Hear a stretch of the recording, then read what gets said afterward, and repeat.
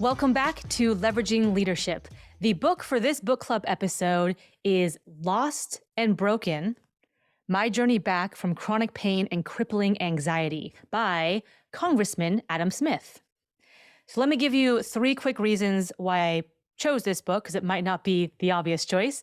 The first reason is it's about mental health, and I always appreciate when people talk about mental health in general. And I especially appreciate when people in the public eye or who are public figures in prominent positions talk about their struggle and challenges and overcoming mental health issues themselves.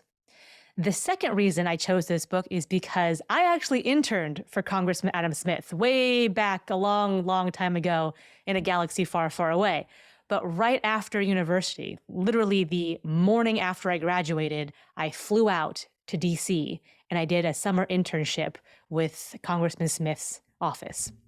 So when I saw this book and I kind of did a double take of, does that say by Congressman Adam Smith? Yes, it does.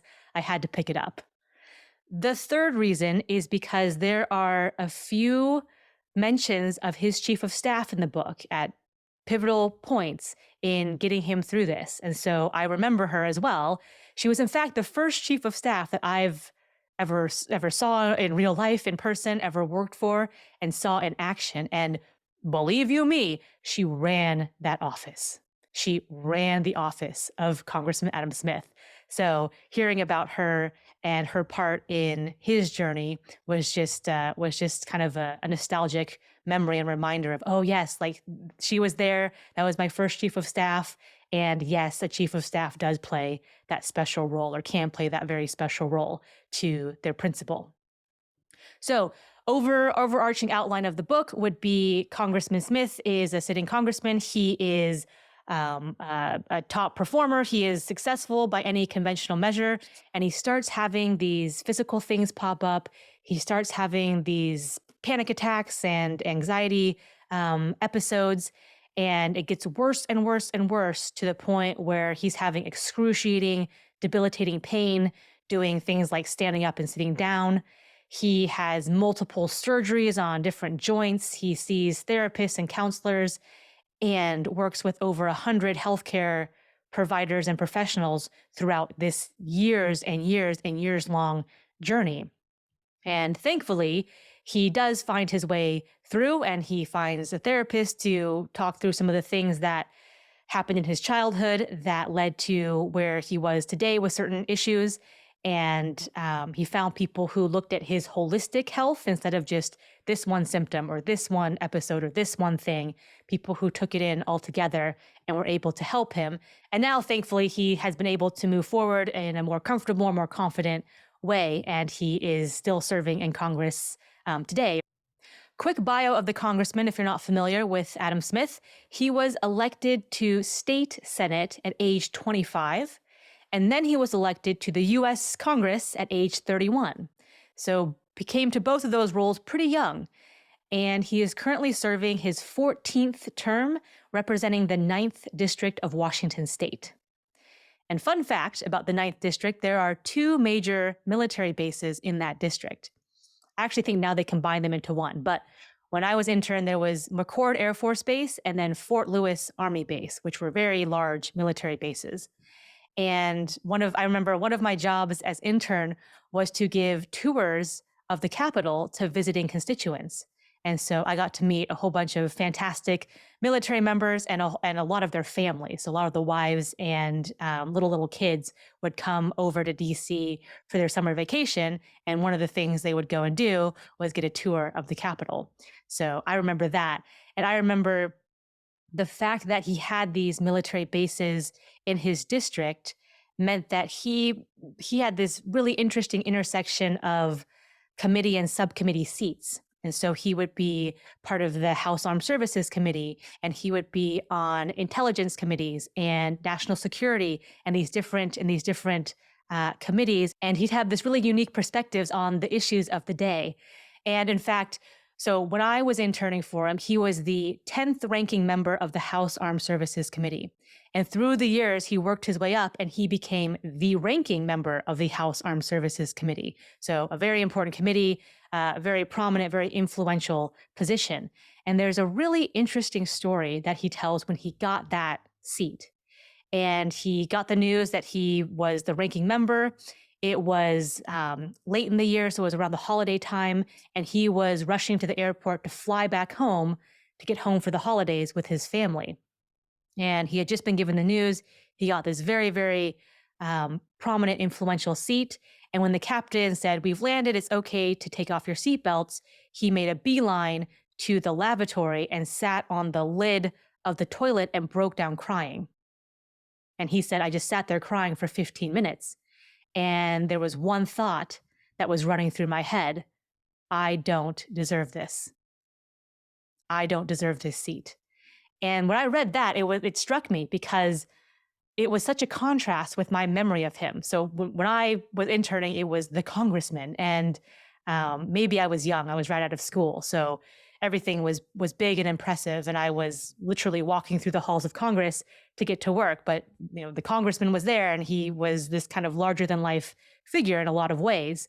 And to contrast that memory of him with the description of him sitting with his head in his hands, bawling for 15 minutes in the lavatory of an airplane, was just like, wait, what? This is so different. This can't be happening. But I love that he shared that, because I think it's a great reminder. It was a great reminder for me and a great reminder for all of us that you can be a congressman, you can be a CEO, you can be a chief of staff, you can be someone with a fancy title, but before you're any of those things, you're a human. And so sometimes you're going to, be flying high and be on top of the world. And sometimes you're going to be like, I need to sit down and have a little breakdown here because I can't handle this. And when I think about my experience with imposter syndrome, and certainly speaking to a whole bunch of clients and other people about imposter syndrome, it's a very real thing. And I think it was a great reminder to say, oh, a sitting US congressman can have this experience too, is just like, yep, we're all human. Let's level set and get back to basics there. All right. So the first symptom the congressman experiences is knee pain. So he starts having these pain in the different joints. So knee pain and hip pain. And he mentions the fact that he was a runner and he was into fitness. And I remember this from my time that summer. He would often go to the gym and then pop back for meetings. So he'd go to the gym real quick and pop back for his meetings. And he was very physically fit when I knew him. And he mentions in the book, there came a point where I couldn't run anymore. And so for fitness, I had to do quick walking or walk up a hill, these different things, but I couldn't run anymore. And when I read that, I thought back to my summer, and it was common knowledge and kind of a joke in the office that the congressman could run from his office, which was in the Cannon building at the time, to the floor to cast a vote in 7 minutes if he ran. So if he had to, and he had to sprint, he could get there in 7 minutes to cast a vote. And so his staff knew this. Certainly his chief of staff knew this when she was organizing, hey, we're going to have you in this meeting. Hey, we're going to allow these people to talk to you for 15 minutes. Hey, we're going to have to get you down to the floor to get your vote. And then you need to come back over here for this meeting with your legislative assistants and all these different things. But she knew, and we knew, he could get to the floor in 7 minutes if he had to. So when I heard, oh, he couldn't run anymore, I thought, what was his new time? How long did it take him now? And it got to a point where he was describing walking around with a cane, and stairs were difficult. And I was like, oh my gosh, when you're a congressman, you're on the move all the time. You're in meetings, you're on planes, you're visiting constituents, you're hosting different foreign delegations, you are going to Iraq and Afghanistan in certain cases. And if you can't get upstairs, that's going to be super challenging for you. So anyway, he starts experiencing these physical issues, and then he has his first panic attack. And that's what gets his attention and says, okay, something is happening here. I know I need to go find some help. And so he looks for a therapist and he looks for a counselor, and he's traveling back and forth between Washington State and Washington, D.C., literally across the country. And he's trying to figure out, where do I see someone? Where do I find a therapist? Who is covered by my insurance? All these different things. And as he's meeting with different potential therapists, there's one he describes where, they were a little bit cold and they were a little bit, not the most friendly. And I always wondered if it was because they didn't like my politics. And I thought, oh, like, oh, that's so sad and tough. You're having panic attacks. You're in a scary situation. You're trying to get help, and you're having to deal with stuff like that. And then he finds a therapist who prescribes some medication. And he talks about when I was going to pick up my prescription, I was worried that the pharmacist might recognize me and then recognize the name of the medication and put that together. And so that was the his initial kind of stage of this. And when it was new, when it was scary, when he was worried about people finding out because he wasn't quite sure what was going on. And in that moment, the only person on his team he told was his chief of staff. The only member of his team who he trusted enough and said, "Hey, I need someone to know about this. One, so I can talk about it, but two, if I have to go to this meeting over here with my therapist and come back, I need you to know where I am, and you can coordinate that with the rest of the schedule, the rest of the staff." And so the only member he told was his chief of staff. Another fun story about his chief of staff was the congressman was recounting when he got a phone call from his chief of staff, and she was giving him rapid fire updates saying, "Hey, I met with this group of people, and here's the debrief. They said this. Your legislative assistant was in this meeting. Here's the debrief. Oh, by the way, the terrorism subcommittee is yours if you want it. And then you're going to be flying home next Tuesday to go visit your constituents in this building in Seattle. And the special operations forces want to take you to Iraq and Afghanistan and show you some things that they're doing. And your LA, your legislative assistants, we're talking with this general and that general about this, and that." And so those are my updates. And, again, by the way, the terrorism subcommittee is yours if you want it. And I was like, I would have loved to have said the terrorism subcommittee is yours if you want it and just rattled that off in part of my updates. But alas, I did not get to say something as cool as that in my time of chief of staff. But maybe if you are the COS for a congressman, you get to say cool things like that. Okay, so he's dealing with all these symptoms and they get worse and worse and worse. And he sees over 100 healthcare providers and professionals in different areas for kind of counselors, therapists, mental health folks, and then physical therapists. And he finds this muscle activation technique that works for him. And it's this long, arduous, years and years long journey. But he finds people who are able to help him and are able to look at the whole picture. So instead of this specific symptom or this one thing in isolation, the holistic picture as a whole person, he finds a therapist that he can talk to about some of the things that happened in his childhood and work through those things. He finds the right mix of medication to manage what's happening until he can work through that on his own and move forward without medication or with minimal medication.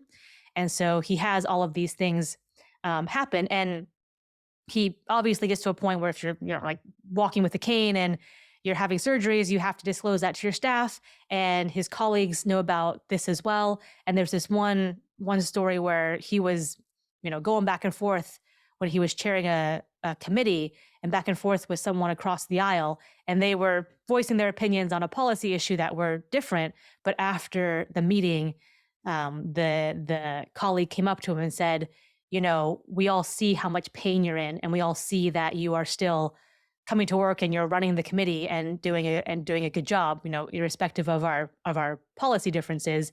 And I just admire you for that." And I thought, oh, that's a really nice interaction to hear about. And it's good that those interactions can happen.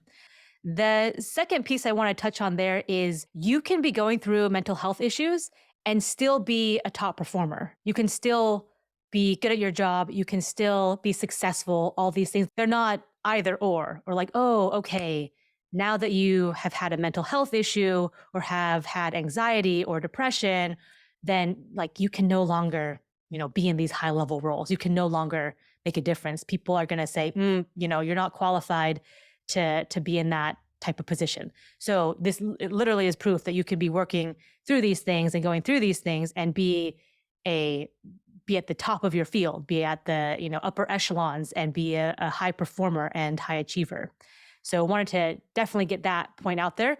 The second takeaway would be the chief of staff really can have that special relationship with their principal and really can be that trusted confidant. In moments of professional vulnerability and personal vulnerability, a principal can rely on their chief of staff. And I looked up where the chief of staff was after I read the book, and she has since moved on from being the congressman's chief of staff, but she was his chief of staff for 25 years.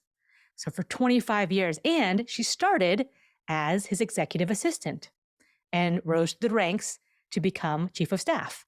So that can certainly build a foundation and get to the point where, like, yes, this is my go-to person. This is my trusted confidant. And in the press release announcing that she was moving on, he's very gracious and said the successes of our office are in no small part due to her tireless work as a leader and mentor to the whole staff, both in the Capitol and in our district.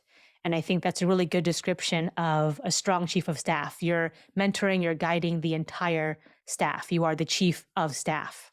And he also calls her out by name in his acknowledgement section and gives her credit for the fantastic role that she did for him and also how she led the entire team.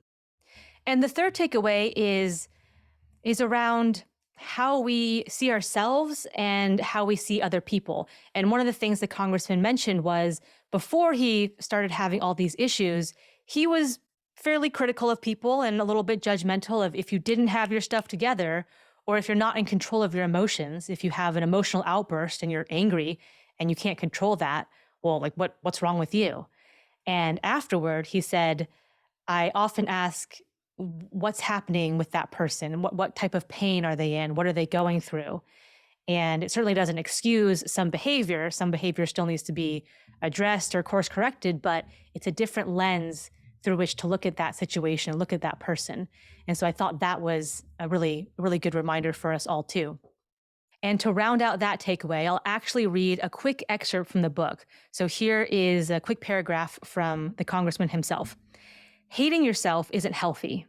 You bounce back and forth between soul-crushing guilt and anger at the idea that the world you live in seems to think you are worthless. That anger pops out in highly unpredictable ways. If you have unresolved anger or guilt over something going on in your life right now, or something that happened to you in your past, that isn't healthy either and creates more anger inside of you. It's also not healthy to hate other people, which is why it is so important to understand not just that this basic self-worth applies to you, but that it also applies to everybody else. Good note to end on. Go forth, be good chiefs of staff, be great leaders, take care of yourself, take care of other people, ask for help if you need it, offer help if someone needs it, and I will catch you next time on Leveraging Leadership. Sharing is caring. Send a link to this show to someone you think would enjoy it and tag Emily on LinkedIn. She'll give you a shout out on the next episode as a thank you for helping get the word out.